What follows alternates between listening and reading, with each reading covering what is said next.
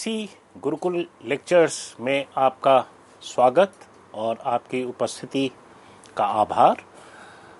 आज जिस विषय पर इतिहास के जिस विषय पर हम चर्चा कर रहे हैं वो है छठी शताब्दी ईसा पूर्व का भारत।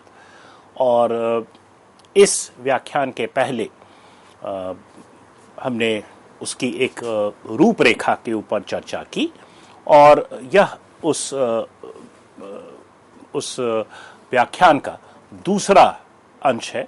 तो बेहतर ये होगा कि आप पहले भाग को भी देखें, सुन लें, उसके पश्चात दूसरे भाग को देखें, इस भाग को देखें, तो एक बेहतर समझ बनेगी।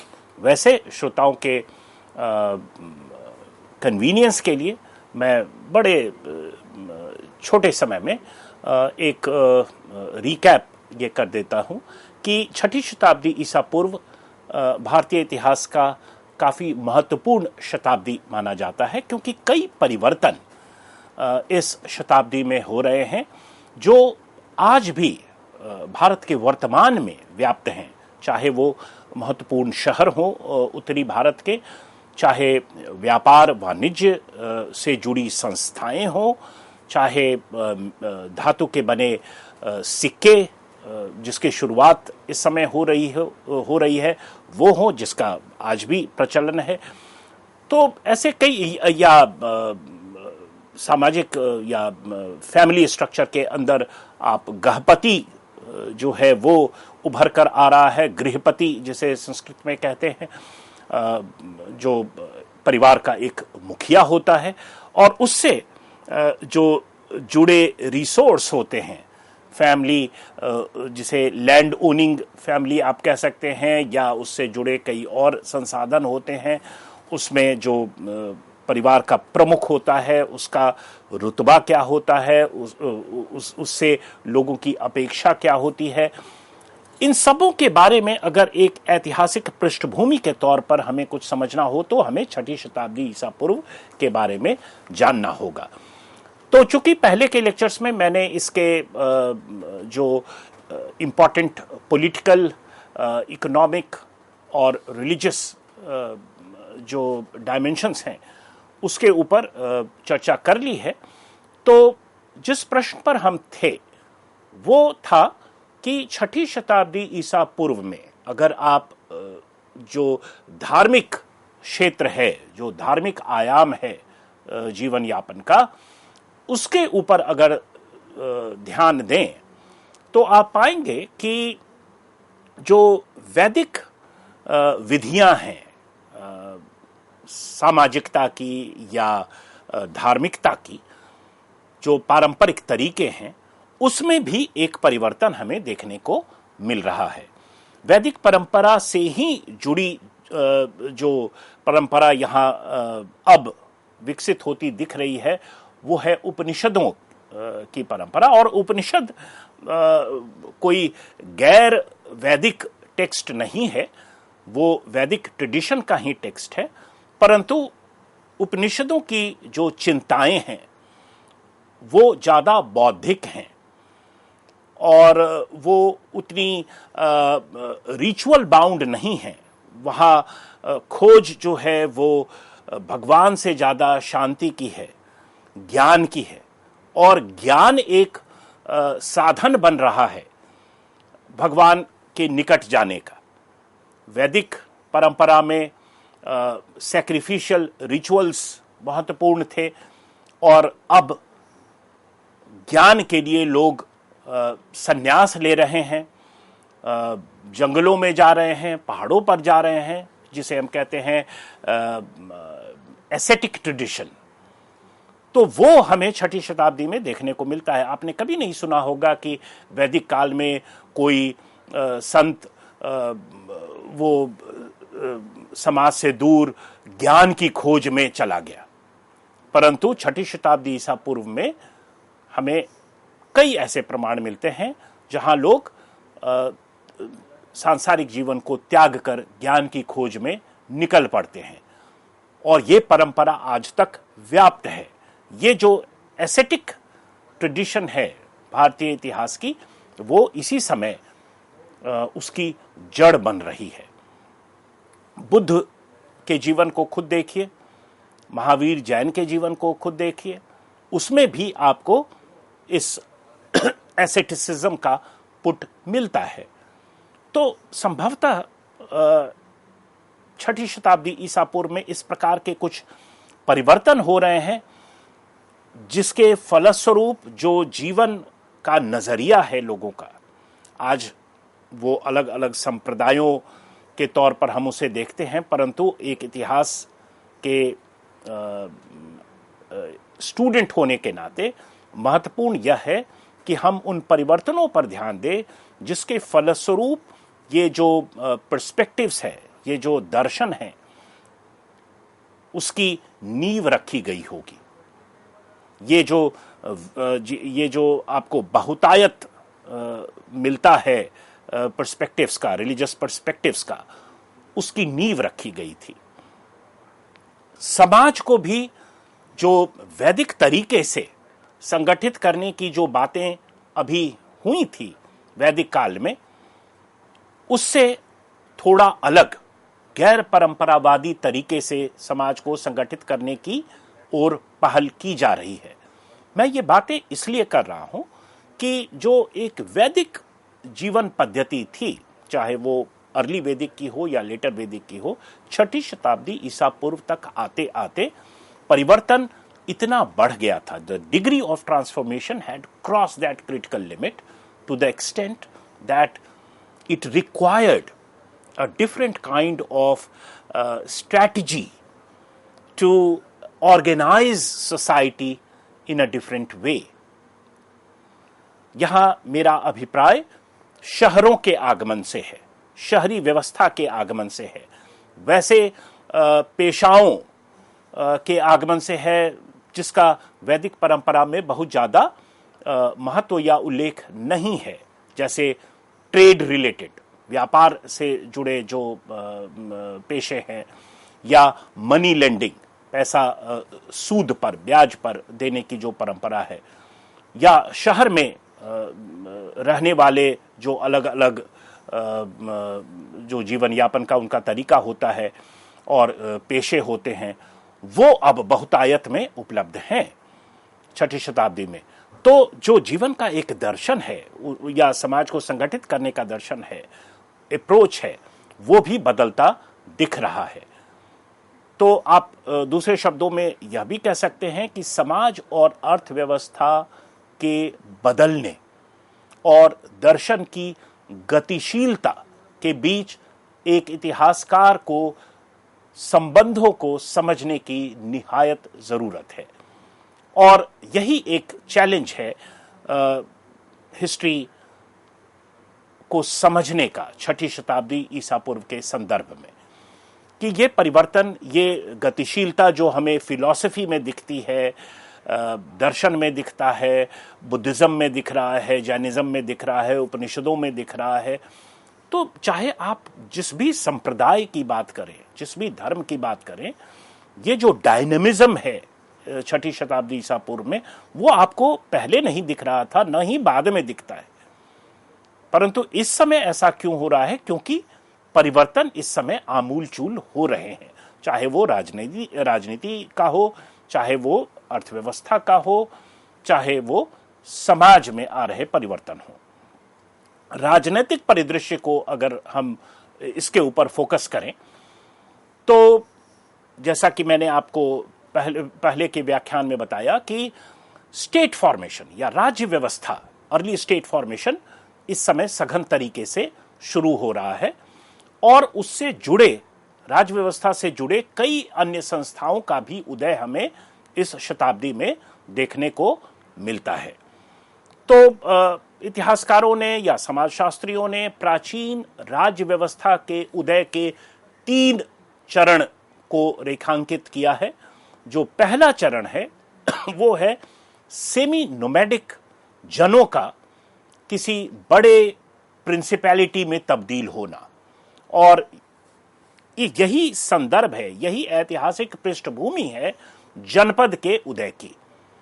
और जैसा कि मैंने आपको पिछले लेक्चर में बताया कि जनपद की उत्पत्ति या आप कह सकते हैं इतिहास में भूगोल का आना मूल रूप से किसी विशेष भूगोल का परिसीमन है, एक इलाका जिसे हम अलग नाम से जानने लगे, और वो इसी समय होता शुरू हो रहा है।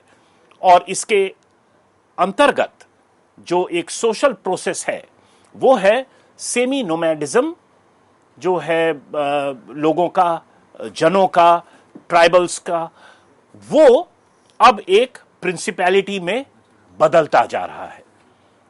यानी किन बेस जो है पॉलिटी का वो बदलकर अब ज्योग्राफी बेस होता जा रहा है।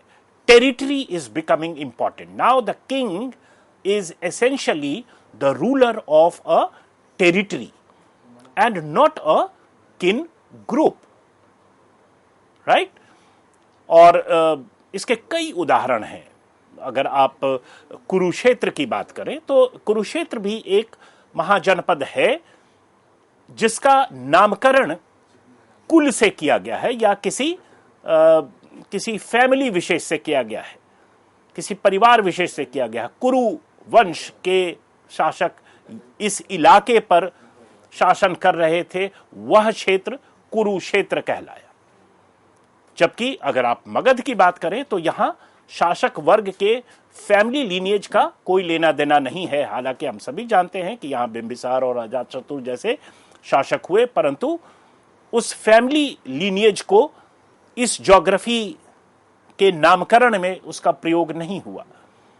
तो इस प्रकार की विविधता आपको देखने को मिलती है, परंतु यह परिवर्तन यानी एक क्षेत्र विशेष अपनी अलग पहचान बनकर भारतीय इतिहास में पहली बार अपनी उपस्थिति दर्ज करा रहा है, और वह पहचान आज तक उस क्षेत्र की किसी न किसी रूप में बनी हुई है, जनमानस में भी वह उपस्थित है।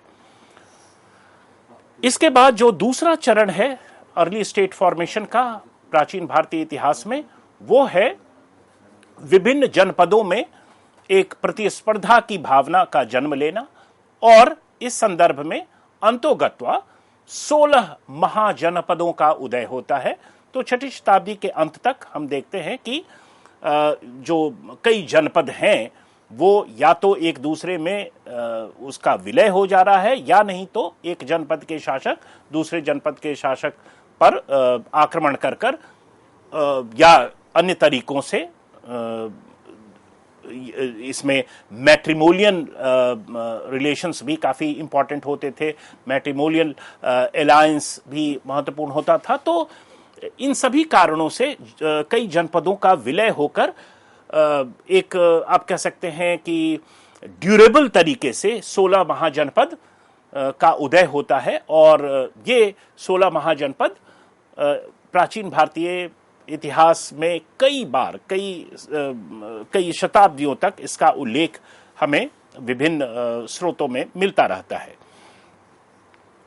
तो सेमी नोमैड जो जिसका पहले मैंने सेमी नोमैडिक ट्राइब्स का एक प्रिंसिपैलिटी में तब्दील होना, और दूसरे स्तर पर ये जो प्रिंसिपैलिटीज बन रहे थे, जनपद बन रहे थे, उनका महाजनपदों में विलय होकर महाजनपदों के 16 महाजनपद के तौर पर उनका पदार्पण होना, और फिर तीसरा जो स्टेज है अर्ली स्टेट फॉर्मेशन का, वो है कि महाजनपदों का विलय कर यानी कि अगर आप छठी शताब्दी ईसा पूर्व के बाद का इतिहास पढ़ें, चाहे 5वीं शताब्दी हो, चौथी शताब्दी हो, तो आपको मूलतः एक महाजनपद का दूसरे महाजनपद से जो एक तनाव की स्थिति है, या एक राजा दूसरे महाजनपद के राजा पर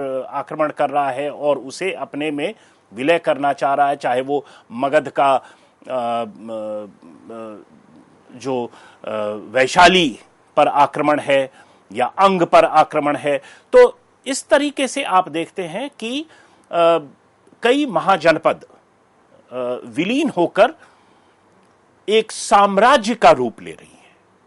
और चौथी शताब्दी के अंत तक आप पाते हैं कि मौर्य साम्राज्य का निर्माण हो चुका है, और यह साम्राज्य किसी एक महाजनपद विशेष का नहीं है, बल्कि इसमें लगभग ये सभी 16 महाजनपद विलीन हो चुके हैं, वो इसके कंपोनेंट बन चुके हैं।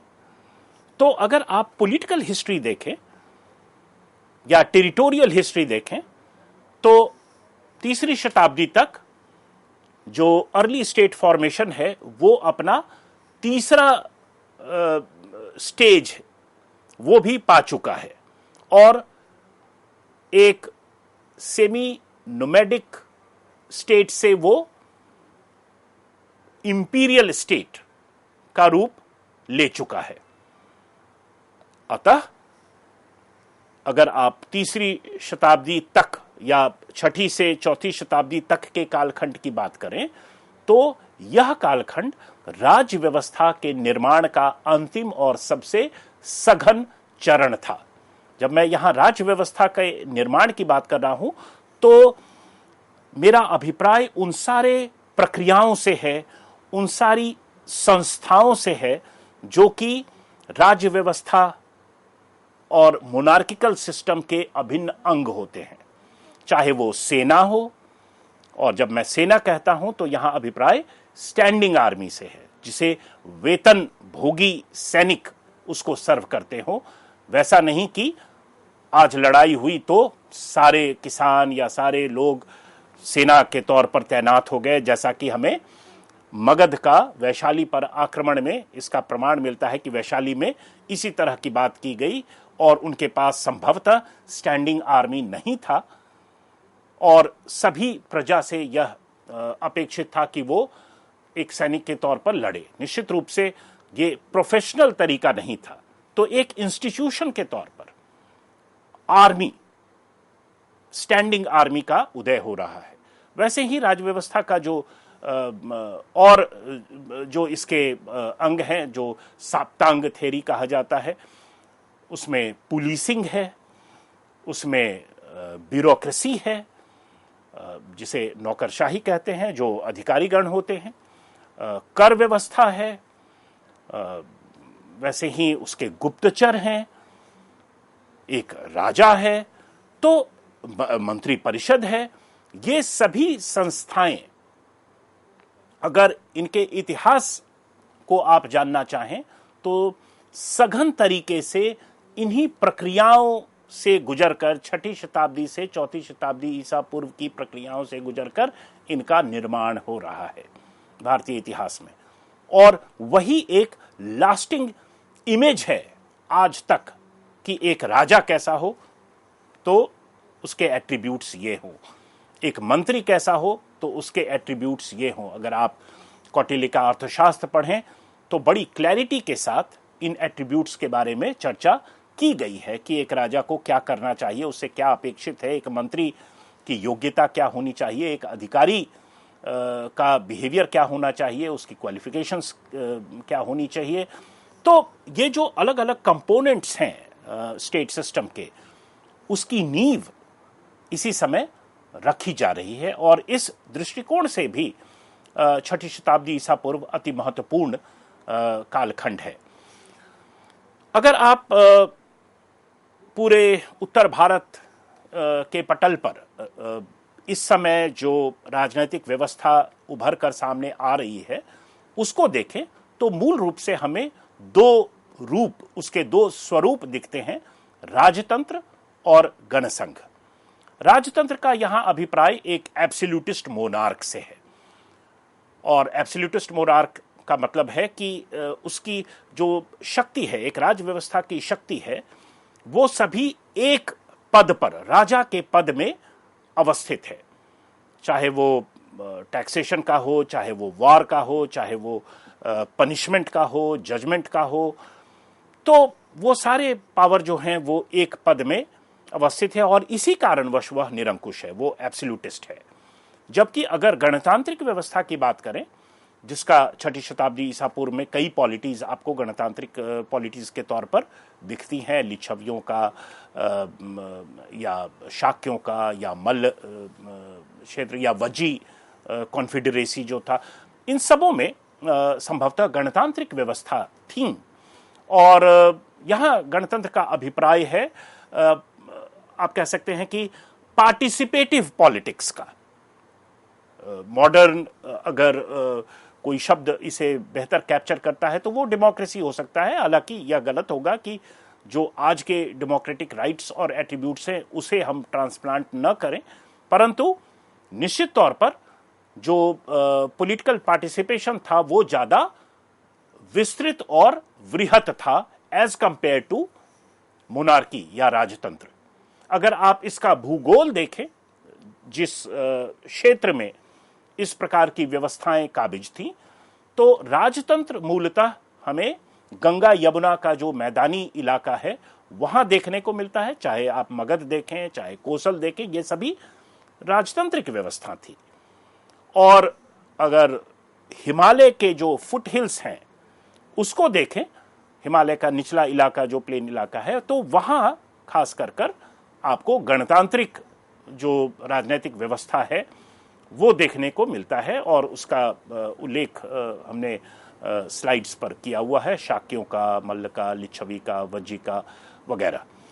तो ये जो पार्टिसिपेटिव पब्लिक पार्टिसिपेशन की जो परिपाटी गणतांत्रिक व्यवस्थाओं में शुरू हुई, वो छठी शताब्दी ईसा पूर्व के पश्चात जो राजनीतिक क्रियाकलाप हो रहा था, जो गतिविधियां हो रही थी, और मोनार्की कैसे धीरे धीरे अपने आप को ज़्यादा पावरफुल पॉलिटिकल फॉर्म के तौर पर एसर्ट कर रहा था, और जैसे जैसे पॉलिटिकल सिस्टम अपने तीसरे चरण में आता है, जिसका उल्लेख मैंने अभी किया, यानी वो एम्पायर का फॉर्म लेता है, वो एक साम्राज्य का फॉर्म लेता है। और इतिहास में, भारतीय इतिहास में मगध साम्राज्य का उदाहरण आपके समक्ष है। तो जैसे जैसे एक साम्राज्य उभरता हुआ नजर आता है, हम पाते हैं कि जो गणतांत्रिक परंपराएं हैं वो कमजोर होती गईं और राजतांत्रिक परंपरा ज्यादा मजबूत होती दिखती हैं। तो ये जो इस प्रतिस्पर्धा में विलय हो रहा है महाजनपदों का, एक स्तर पर आप कह सकते हैं कि it's a decisive triumph of monarchical form over other forms of political organisation in Indian history. और अगर इसके कारणों की चर्चा करें तो आप देख सकते हैं कि इस समय के अर्थव्यवस्था में एग्रीकल्चर या खेती महत्वपूर्ण होता जा रहा है। जो पशुपालन है, पैस्टोरलिज्म है, जो कि आधार था अर्ली वैदिक सोसाइटी का, उसमें कमी आ रही है। खेती सघन होता जा रहा है, टेक्नोलॉजिकल चेंजेस की बात हो गई है, आयरन के प्लॉशेयर्स वगैरह यूज हो रहे हैं। इसके ऊपर इतिहासकारों में विवाद है, परंतु पूरे अर्थव्यवस्था में यह परिवर्तन बिल्कुल सीधे तौर पर हमें दिखता है कि खेती या agriculture is now the centre stage of economic activity. और जो इससे जो अधिशेष उत्पादन हो रहा है, उससे यह संभव हो सका कि वेतन भोगी सैनिकों को एक राजा अपने राज्य में या अपने साम्राज्य में नौकरी के तौर पर उसे रख सके। तो एक राज्य व्यवस्था के लिए जो इंपॉर्टेंट कंपोनेंट होता है स्टैंडिंग आर्मी का, वो उसका निर्माण हो रहा है। और उसके भीतर उससे जो ये पॉसिबल करवा रहा है, जो ये आप कह सकते हैं कि संभव करवा पा रहा है, वो है अर्थव्यवस्था में आए परिवर्तन, जिससे इतना अधिशेष संभव हो सका, इतना सरप्लस संभव हो सका, चाहे वो खेती से हो या लंबी दूरी के व्यापार वाणिज्य से हो। और इसी के फलस्वरूप आप देखते हैं कि राज व्यवस्था के जो फ्रंटियर्स हैं उनका जो क्षेत्र है वो बढ़ता जा रहा है कालांतर में। और जो इंस्ट्रूमेंट ऑफ कोर्सिव कंट्रोल है, चाहे वो नौकरशाही हो, ब्यूरोक्रेसी हो, चाहे वो आर्मी हो, ब्यूरोक्रेसी से अपेक्षित था कि वो इंटरनल रिसोर्स जनरेशन करे और टेरिटरी का जो मैनेजमेंट करे, वैसे ही स्टैंडिंग आर्मी से यह अपेक्षित था कि वो उसका सिक्योरिटी का ध्यान रखे। और ये परिवर्तन आपको समकालीन स्रोतों में, जैसे अगर आप बिंबिसार को देखें जो मगध का राजा था, बिंबिसार के लिए शब्द जो प्रयोग किया गया है सेनिया बिंबिसार, यानी सेना का Bimbisara. Bimbisara is the head of the army, Bimbisara as the head of the army, right. वैसे ही मगध या कौशल के राजाओं का उल्लेख होता है, तो उसके साथ साथ चतुरंगी सेना का भी उल्लेख होता है, the four fold division of army, चाहे वो जैसे कैवेलरी है और इन्फेंट्री है वगैरह। वैसे ही अमात्यों का उल्लेख मिलना शुरू हो जाता है, और अमात्य से यहां मैं ब्यूरोक्रेसी की ओर ध्यान आकृष्ट करना चाहता हूं, तो जो कि इंपॉर्टेंट कंपोनेंट है स्टेट सिस्टम का। बिंबिसार के द्वारा 80,000 गणिकाओं, जिसे कि विलेज सुपरिटेंडेंट्स के तौर पर माना जाता है, उसको निर्देश देता हुआ बिंबिसार हमें दिखता है इतिहास में। एक भिक्षु जो कि जंगल से लकड़ी संभवतः उसका प्रयोग कर रहा था, उसे बिंबिसार डांट रहा है, उससे वो खुश नहीं है। तो एक जो रिसोर्स जनरेशन है मोनार्किकल सिस्टम की, उस पर जो एक पकड़ बनती जा रही है राजाओं की, उसका हमें एक प्रतिबिंब बिंबिसार के तौर पर दिखता है। तो इस प्रकार के और भी कई उदाहरण हैं जो राजनीति में आते इस बदलाव की ओर अंकित करते हैं। तो इस तरीके से आप 6ठी शताब्दी ईसा पूर्व को एक अलग नजरिए से देख सकते हैं, और इसके आगे की चर्चा हम लोग अलग लेक्चर्स में करेंगे। धन्यवाद।